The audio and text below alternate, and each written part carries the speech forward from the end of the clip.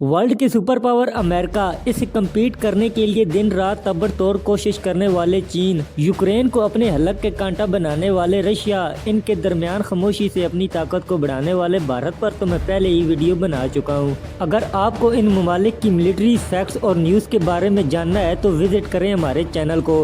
हमारे चैनल के और मेंबर्स ने भी इन पर वीडियो बनाई हुई है। आज की वीडियो ऐसी फौज के बारे में है जिनके आबाओ अजदाद ने आज की सुपर पावर अमेरिका को भी अपना गुलाम बनाए रखा।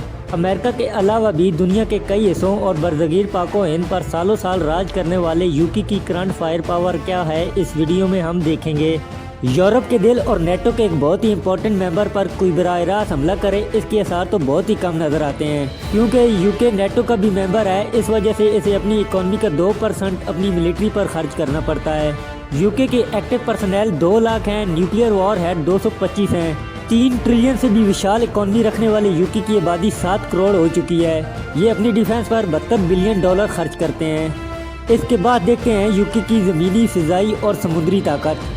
130 tank, 5000 infantry fighting vehicle and armoured vehicle, 90 self prepaid artillery, 120 stout artillery, multiple rocket launcher की 45 यूनिट इनके पास हैं। इसके बाद देखते हैं कुछ फिजाई ताकत।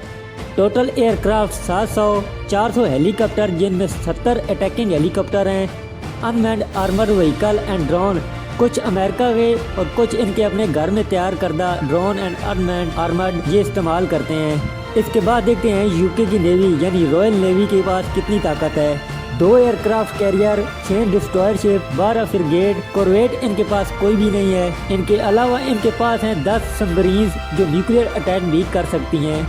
यही है फिलहाल इनकी फायर पावर। मिलते हैं किसी और वीडियो में, तब तक के लिए अल्लाह हाफिज़।